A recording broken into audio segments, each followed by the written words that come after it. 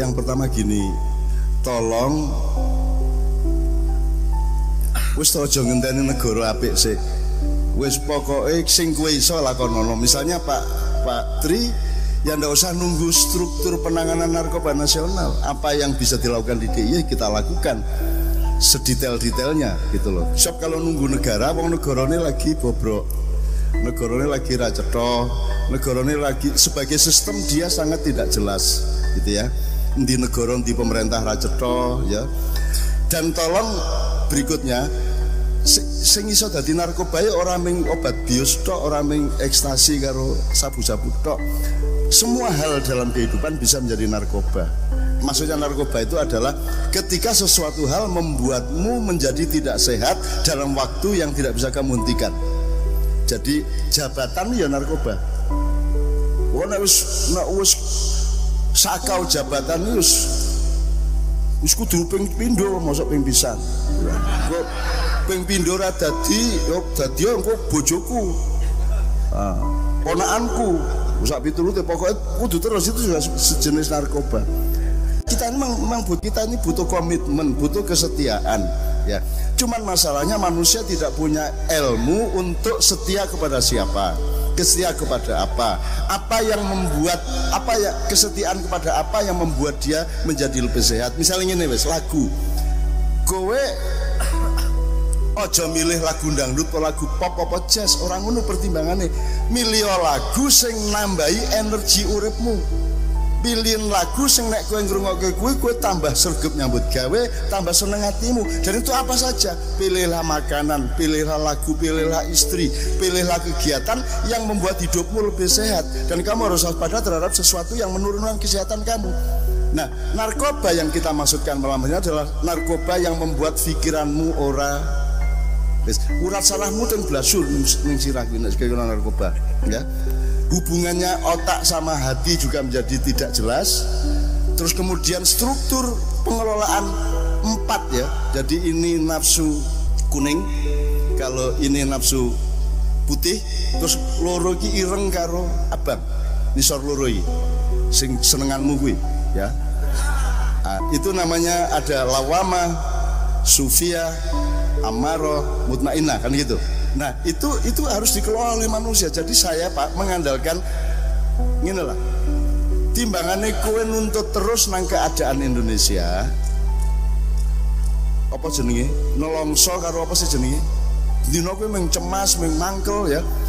Mending Anda membangun masa depan mulai hari ini bahwa engko nek kowe sing mimpin Indonesia insyaallah ra kaya ngene iki. Aku luwih apik, aku luwih ngerti, aku luwih seimbang, aku luwih mateng, aku luwih bijaksana. Ngono wae. Daripada saya juga tidak nunggu siapa-siapa. Bahkan saya tidak punya harapan hidup kok. Aku memang dadi apa ta ora dadi apa-apa ket biyen. Tapi saya mengalami kebahagiaan dengan Anda semua karena saya ikut mengantarkan Anda ke masa depan dengan menjadi manusia yang sebaik-baiknya, seutuh-utuhnya, seimbang-seimbangnya dan sesehat-sehatnya. Jadi hindarkan segala sesuatu yang menurunkan kesehatanmu, dari makanan sampai konsumsi apa saja. Sholat ya nyandu, nek kowe wis seneng. Sholat ya bahaya. Kowe sholat wiritan seneng banget orang nyambut gawe. Kuwi ya bahaya kuwi. Jadi lali karo tangga, linak lilur linggo lico lilir. Lali anak, lali dulur, lali tangga, lali kanca, lali sembarang kalir. Tuh. Jadi Anda harus punya kewaspadaan. Anda ini khalifah. Anda harus mengelola diri Anda ke dalam maupun keluar. Kalau kamu belum bisa mengelola ke dalam dirimu, kowe ya ora iso mengelola ning njaba. Bapak-bapak, ibu-ibu dengan anak-anak yang dikhawatirkan kena narkoba, nomor 1 itu bukan lemu nuturi anakmu, ning contone uripmu dhewe ning omah, atmosfer hatimu. Jadi anak itu akan lahir dari cuaca hati kita. Nek cuacane hatimu ki, cuaca itu akan menerbitkan energi dan aura dari bapak dan ibu. Nek bapak ibu cuaca hatinya apik, pikirannya apik, anakmu dadi sebagaimana cuaca itu. Nah, cuaca batin ini yang tidak pernah ada di dalam pendidikan sekolah, di pesantren, dimanapun tidak ada. Maka nomor 1 untuk keluarga-keluarga, wis to kowe bendino ki duwe niat apik, ndedonga apik terus dan memberi contoh yang sebaik-baiknya, anakmu kok dadine kaya ngono kuwi. Saya tidak pernah mendidik anak saya dalam arti kognitif, dalam arti edukatif, tidak pernah. Yang saya lakukan adalah contoh-contoh sikap hidup, contoh-contoh perilaku hidup. Aku ora perlu ngajari poso wong bocah-bocah anak-anakku ndelok aku makan mingsa anane. Sapi turuti. Jadi saya tidak melewati kata-kata tapi melalui uswatun hasanah dan cuaca, energi tadi, energi dari dalam diri kita. Jadi Bapak sekalian, mohon jangan kena narkoba di bidang apapun saja. Gitu. Kadang-kadang narkoba sing wis apik banget salat, wiritan, ono lho narkoba jenenge umroh. Ben sasi umroh terus. Ono kuwi ya. Ning kono foto-foto selfie terus lho. Nek aku dadi Gusti Allah tak usir kowe. Ngopo rene kowe le? Kayak tanggomu ora mangan kowe meneng wae. Kowe moro-moro nang aku sugih ora butuh kowe. Ngono nek aku dadi Gusti Allah, tujune dudu aku Gusti Allah. Jadi aku meneng wae. Sampai saya pernah mendengar cerita Pak Muzamil di mana ada seorang ulama, seorang syekh, seorang wali di Baghdad kalau tidak salah, yang di dalam perenungannya salat malamnya didatangi oleh sejumlah malaikat, kemudian omong-omongan, dan mereka mengatakan, malaikat itu melaporkan bahwa musim haji tahun ini hampir tidak ada malaikat yang ke Mekah. Wah kaget loh, kok iso? Enggak, malaikat tuh kumpul, kata malaikat, gak jari malaikat ini, kumpul di rumah seorang tukang sul sepatu. Wah akhirnya si wali ini kan cari tukang sul sepatu, iso pokok ampun malaikat orang nang Masjidil Haram, orang nang Haramain, malah nang omahe tukang sul sepatu. Ya terus itu di kitab Ihya Ulumuddin diceritakan oleh Mak Ulumuddin. Ya terus aku ra maca ning ngerti. Tak terus kayak sini ya, tak terus kayak ya. Akhirnya si waliullah ini mencari di dual ning kampung dia, akhirnya ketemu dengan si tukang sul sepatu. Terus takon, piye kok kowe dadi wong mulya banget iki piye? Lho, jare tukang sul sepatu, ora aku iki ora mulya, aku iki ya pengen lunga kaji, wis nglumpukke duit. Ning suatu hari ketika duitku wis cukup nggo lunga kaji, suatu hari bojoku ki sambat. Apa bah ya? Pak ya. Ada bau dari udara, dari angin yang lewat, bahwa tetangganya itu memasak sesuatu yang enak, sehingga istrinya tukang sul sepatu mengatakan kepada suaminya, Pak, mbok iki kok ketake penak men iki tanggane awake dhewe iki le masak, mbok aku dijaluki sithik wae, aku iki rada nyandu sithik iki gitu kan. Akhirnya si tukang sul sepatu ke tetangganya terus ditakoni, Bu sampeyan lagi masak nopo niki, bojoku kula njaluk sithik mawon pengen melu ngrasake wong penake kaya ngene. Terus si ibu itu menangis, yang masak itu, loh Pak jangan makan ini haram. Kok haram gimana? Kata tukang sul sepatu, loh anak saya itu tidak makan 3 hari, 3 anak saya kecil-kecil tidak makan 3 hari, saya tidak bisa nyari makanan. Kemarin saya jalan-jalan, saya nyari makanan, ada bangkai keledai. Bangkai keledai itu saya iris, saya bawa pulang, saya masak. Jadi ini bangkai yang dimakan oleh anak saya ini. Jadi jangan sampai makan, ini tidak boleh, ini haram gitu. Akhirnya si tukang sul sepatu kan shock, ya Allah, lebih penting mana ya saya naik haji apa nolongin ibu yang anaknya tidak makan ini.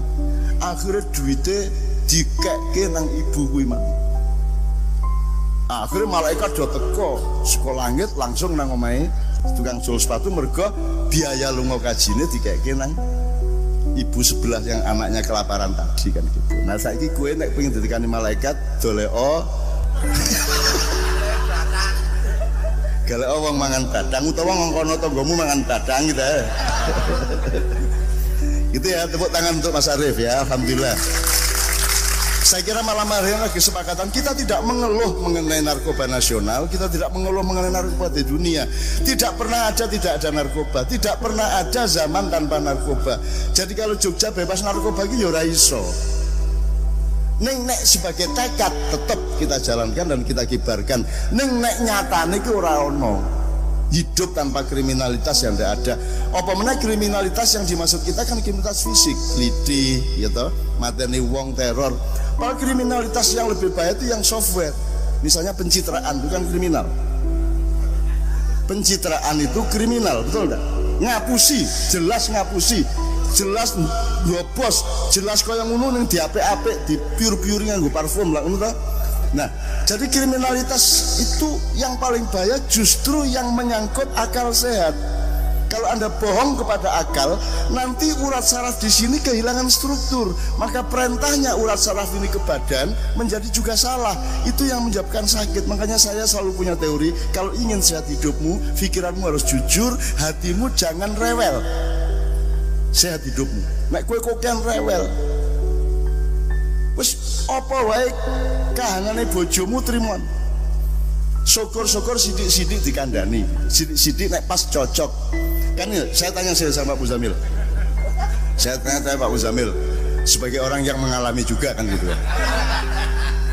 Pak, wal asri innal insana lafi khusrin illal ladzina amanu wa amilus solihati, terus wa tawasau bil haqqi wa tawasau bis sabr. Selama ini terjemahannya adalah illalladzina amanu, kecuali mereka yang illalladzina amanu, kecuali orang-orang yang beriman, wa amilus solihati, dan melakukan kebaikan, beramal soleh, wa tawasau bil haqqi wa tawasau bis sabr, dan saling berpesan untuk melakukan kebaikan dan saling berpesan untuk bersabar. Itu ya, bagus ya 14 apa terjemahan ngono, aku tak bantah sidik ya. Ya, tak bantah sidik. Siji, kita ingat teori Ma'iyah. Ini berdasarkan ayat Allah. Nek kowe si ado misalnya panjenengan sama orang ini kan belum kenal. Nah jangan ngomong kebenaran, jangan ngomong kebaikan, tapi kebijaksanaan. Nek si ado, nek wis dadi sak komunitas berlomba kebaikan. Kowe ngomong kebenaran ki nek wis cedak. Nek wis dadi kancamu, nek wis cedak tenan kowe lagi ngomong benar. Dadi nek si ado hikmah. Udu ila sabili rabbika bil hikmah. Nek wis dadi sak rombongan fastabiqul khairat. Kalau tawasau bil haqqi wa tawasau bis sabr, itu nek wis cedak. Kowe aja ngomong bener. Dadi misalnya kowe WA kirim, monggo salat tahajud jam 2 bengi kae. Kowe menurut kowe apik apa elek iki? Oke, ana sing ora apa-apa, apik monggo, elek. Aku ngitung ngene iki. Kowe lak ora kenal karo wong itu. Aku kowe wani-wani ngongkon-ngongkon salat tahajud. Kowe berarti nek kowe mari bangun semua salat tahajud, kowe berarti kowe nuduh wonge ora salat. Nuduh wonge turu. Lah wonge wis Allahu Akbar titit kawaca asu bajingan, aku wis salat. Aku arep salat malah dilongkon salat kan gitu. Nah, WA medsos itu kan jaraknya jauh, harus bijaksana. Bahkan kebaikan aja kamu tahan. Yang penting bijaksana. Gek tersinggung ora ya wonge, tersinggung gitu loh. Bijaksana kalau jauh, kalau agak dekat baik, kalau deket baru bener. Oh, nek wis bapak anak, sedulur, konco cedak lagi ngomong bener. Masa saiki kowe nang warung ning endi wis ning warung endi ana bocah mangan karo ngadeg. Terus kowe teko, "Mas, ndak tidak benar makan sambil berdiri. Pakai tangan kanan, jangan tangan kiri." Ngono kuwi. Entuk ngomong ngono kuwi. Kowe ora kenal, nek kuwi adimu dhewe ora apa-apa. Nek kowe isih adoh karo wonge kudu bijaksana. Aku sering diatur ngono kuwi, Mas. Diparani wong, "Cak, makanya jangan naik kakinya." Ngono kuwi. Kowe apane Nabi Muhammad ngono aku. Ponakane apa tanggane ngono. Ana ngono kuwi, Mas. Cak Nur Kholis Majid almarhum ketika dia lumpuh habis berobat di Beijing, dia dalam keadaan lumpuh. Saya datang sama Mas Toto, bisa kita olah 1,5 jam dia bisa duduk berdiri, nemuin saya di luar. Tapi ketika dia lumpuh kemarin, itu ada tokoh Islam datang ke sana. Terus ngene iki, Cak Nur ini memang harus bertobat. Kalau tidak bertobat, mau suka kepada Allah, Cak Nur nggak akan bisa sembuh. Entuk kowe ngomong karo wong loro kaya ngono. Entuk. Kowe menungso apa dudu wong kaya ngono? Dia merasa tokoh Islam padahal dia jadi menungso we durung iso. Kan banyak orang-orang yang tokoh Islam tapi jadi menungso we durung. Iya tak? Gitu ya. Masa ana wong loro? Biyen ana. Aku ndek kanca ning asrama jaman biyen. Ana sing kancaku suka bugis jempleng-jempleng kayak zaman kuno lagi anyar-anyare usus buntu. Sebelumnya belum ada usus buntu ngene-ngene. Wes, nendang-nendang. Terus kita semua setengah mati menangani bocah sing usus buntu iki, sing wah nekuk-nekuk awake saking lorone terus ana kanca iji meneh teko menggerik. Oh, iya iya. Ini satu dari 10 penyakit yang mematikan. Awang kaya ngono kuwi diapake penake. Tendang dase to kuwi. Awang loro malah dikene ngono ya ta. Nah, ini teman sekalian, orang Indonesia sekarang termasuk tokoh-tokoh kehilangan kebijaksanaan. Mereka terlalu mengandalkan kebenaran. Padahal kebenaran itu kebenaran kowe ora ngerti kok. Sumpah Pemuda wis salah kok. Berbahasa satu bahasa Indonesia kuwi jane karepe piye kuwi? Terus bahasa Jawa ra ento. Apa piye? Ayo rumuskan kembali Sumpah Pemuda. Nek bertanah air satu, tanah air Indonesia, berarti ora entuk dadi wae Cina. Ora entuk dadi wong Thailand, wong Jepang, wong Eropa. Piye karepmu? Nek berbahasa satu bahasa Indonesia berarti kowe karo bojomu, "Dek, bisakah malam hari ini kita bermain?" Enak ya. Yo gak enak. Masa Pak Dandim sama istrinya pakai bahasa Indonesia yang benar dan baik? Bisakah engkau copot dulu yang bagian atas? Ya gak enak ya. Ya gak enak ya Pak. Kan gitu. Ya Pak ya. Jadi Mas, jangan mengandalkan kebenaran Pak Tri. Ini teori saya dengan anak-anak muda nih. Kebenaran itu letaknya di dapur. Yang kamu suguhkan itu jangan bahan mentah. Yang kamu suguhkan setelah bahan mentah kamu masak menjadi makanan yang baik, baru taruh di warung. Nah sekarang orang berdebat kebenaran. Saiki cegat-cegatan, gitu saiki toh. Ning Riau dicegat, ning Jawa dicegat, iki ra entuk serama iki dibubarke. Ning ana peringatan apa ning omahe sapa dibubarke. Saiki ngono kuwi ya. Dan aku kadang-kadang gatel mbok saiki iki bubarke aku seneng banget tak bali aku. Mbok Mak Yani dibubarke. Jadi aku tak bali aku beres oke ojek ning ngono kuwi. Gitu kan? Gitu loh teman sekalian jadi ya, gitu ya. Jadi teman-teman sekalian, nyun sewu, narkoba itu maknanya luas karena narkoba pasti bikin tidak sehat. Wong sholat saja belum tentu baik. Pak, sampai tanya sama mereka, Pak, sholat duhur wajib apa sunat? Mereka bilang haram. Bingung sampean. Sholat duhur haram. Mereka bilang haram. Lah saiki jam 10 bengi kok.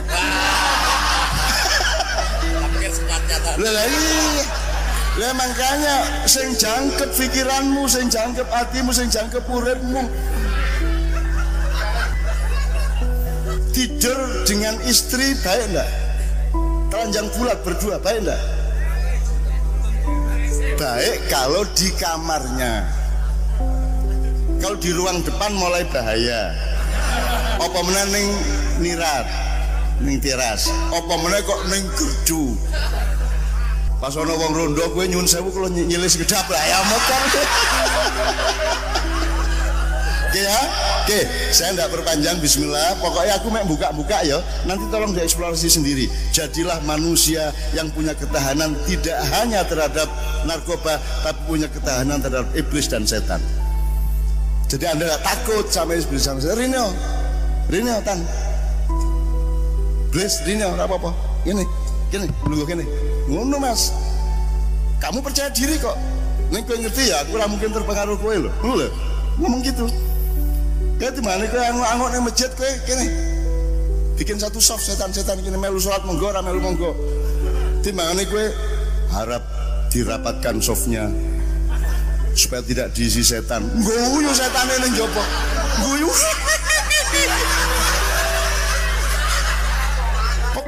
Pekok aja gue. Terus ono manuk kalkun liwat. Kucuk. Jadi setan, loh rasa kok rapet ke nganti kowe nempel satu sama lain sama jamaah. Aku bisa mlebu hatimu kok. Kok ditinggoni setan. Aku mlebu getihmu iso kok. Piye to kuwi iki? Ya Mas ya, jelas ya. Oke, tepuk tangan untuk ilmu kita pada malam hari ini. Oke.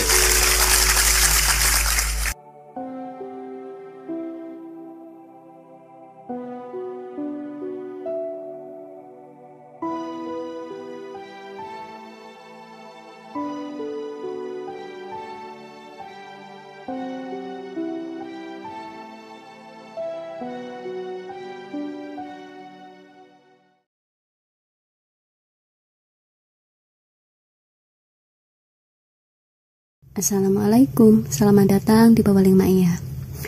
Berikut ini adalah video sinau bareng tahun 2018.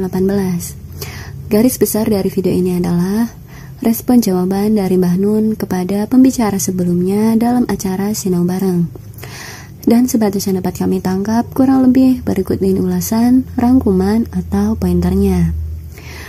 Poin yang pertama, Mbah Nun merespon pembicara sebelumnya yang berbicara mengenai narkoba. Beliau berpesan, jangan nunggu negara baik dulu untuk berbuat perubahan. Contohnya, misalkan penanganan tentang narkoba, jangan menunggu negara membuat peraturan atau kebijakan mengenai narkoba baru kita berbuat. Karena menurut Mbah Nun, jika segala sesuatu harus menunggu negara, maka tidak akan selesai. Pasalnya, negara ini lagi bobrok, jadi tidak usah terlalu diandalkan. Jadi intinya, Mbah Nun berpesan, jika ingin melakukan hal baik, jangan menunggu negara dulu. Hal ini juga berlaku untuk segala macam hal. Misalkan, kita ingin berbuat baik, maka jangan menunggu kanan kiri dulu, baru kita ikutan berbuat baik. Poin selanjutnya, Mbah Nun berpesan sekarang lebih baik fokus saja membangun masa depan Anda, perbaiki diri Anda dulu, dan insya Allah kelak jika Anda yang memimpin Indonesia tidak akan seperti sekarang ini. Karena Anda sudah lebih matang, sudah lebih bijaksana, dan lebih seimbang. Jadi intinya jangan nungguin siapa-siapa. Kemudian poin selanjutnya adalah narkoba itu bukan hanya pil atau obat-obatan. Narkoba itu apa saja yang membuat candu itu adalah narkoba. Mbah Nun mencontohkan, misalkan sekarang orang pada nyalon, saling sikut berebut kursi dan jabatan, itu juga jenis narkoba. Bahkan saking candunya, apa saja dilakukan untuk mencapai kursi itu. Dan kalau sudah jadi, tidak mungkin tidak nambah. Bahkan kalau bisa istrinya, anaknya, menantunya, semuanya nyalon. Jadi Mbah Nun berpesan bahwa narkoba itu tidak hanya berbentuk fisik material, tapi apa saja yang membuat candu, maka itu adalah narkoba. Poin selanjutnya, Mbah Nun merespon perihal mendidik anak atau generasi muda. Contohnya, sekarang orang tua takut anaknya terjerumus narkoba. Menurut Mbah Nun, jika tidak ingin anak kita terjerumus narkoba, maka yang nomor satu itu bukan bagaimana orang tua menasehati anak-anaknya, tapi bagaimana contoh hidup kita di rumah. Misalkan kalau cuaca hati orang tua itu baik, maka atmosfer itu akan berpengaruh kepada tumbuh kembang anak. Karena menurut Mbah Nun, anak itu akan tumbuh sesuai dengan cuaca hati orang tuanya. Contohnya, kalau kita sebagai keluarga baik, setia, saling menghargai, maka anak akan tumbuh seperti itu. Tapi sebaliknya, kalau cuaca hati kita sebagai orang tua, misalkan kok kasar, tidak harmonis, marah-marah, dan seterusnya, maka jangan salahkan anak jika mereka tumbuh tidak sesuai yang kita harapkan. Poin yang terakhir, Mbah Nun mengingatkan ilmu di Ma'iyah yang sudah sering beliau sampaikan, yakni perihal bijaksana. Intinya, kalau kita masih jauh sama orang, maka harus pakai kebijaksanaan, alias jangan ngomong kebenaran dulu, tapi pakainya harus kebijaksanaan. Oke dulur-dulur, sampai di sini dulu ya ulasan atau pointernya. Sebenarnya masih ada begitu banyak hal yang dapat kita pelajari bersama dari kutipan sinau bareng pada video ini. Ulasan, pointer, atau rangkuman yang kami ungkapkan itu hanya sedikit gambaran saja. Dan semua yang kami ungkapkan itu bukanlah sebuah kebenaran, hanya saja semoga dapat sedikit menambah referensi. Mohon maaf atas semua kelemahan sudut pandang kami, matur suwun dan sehat selalu saudaraku. Wassalamualaikum.